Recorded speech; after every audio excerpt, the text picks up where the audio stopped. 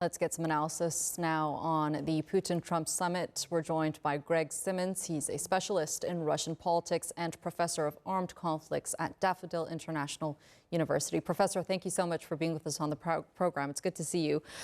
So the summit is expected to happen, but the big question is, will they be able to make any progress this time around? I would think that it'll be a continuation of what happened in Alaska, because you have some fundamental differences in things. I mean, as far as Putin's concerned, I mean, he's keeping the diplomatic doors open because, I mean, it's just not good for politics if you close these doors, even if you have a unreliable counterpart as Trump. I mean, as far as Trump is concerned, I mean, you have this talk of this attempt at what they call a reverse Kissinger, that is to detach Russia from China, because the main target for the US at this stage is China. It's not Russia. I mean, Hegseth and others are stating this.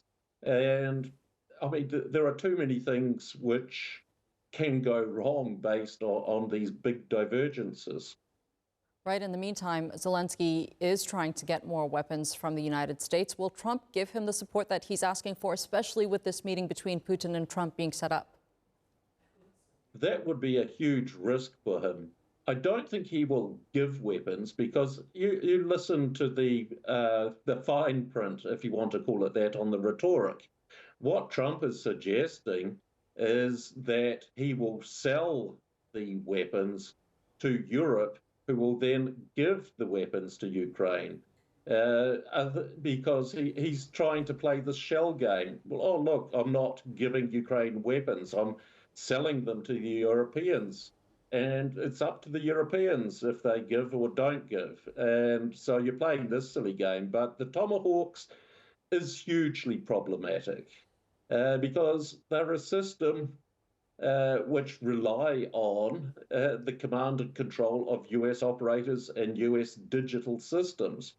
And the US is no way going to let Ukrainian operators access their digital command and control systems for these weapons and others. It's just too much risk for them. So if they did give Tomahawks, of course the Russians and everyone else knows that even though they say the Ukrainians are using them, they'll be getting guided by US systems and US operators. And as has been noted, these do have the potential to carry nuclear warheads. Mm-hmm. And this is a massive problem, because if Zelenskyy has the order and says, oh, fire the Tomahawk towards Moscow, it's not known whether it's carrying a nuclear warhead or not. And then you get the decision.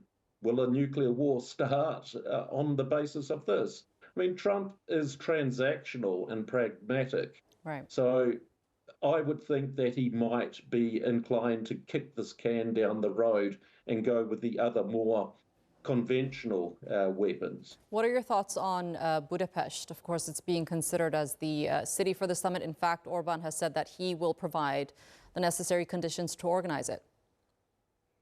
Well, I think this is acceptable for both Trump and Putin. Of course, the EU, I can imagine von der Leyen and Kaja Kallas and the likes will have a mental breakdown just thinking about this happening on so-called EU soil.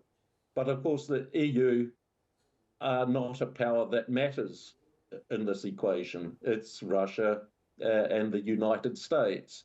So I think in those terms, one can have potentially productive talks, but given these differences I've outlined, I think the outcome, even if the process is smooth, the outcomes are not going to be great.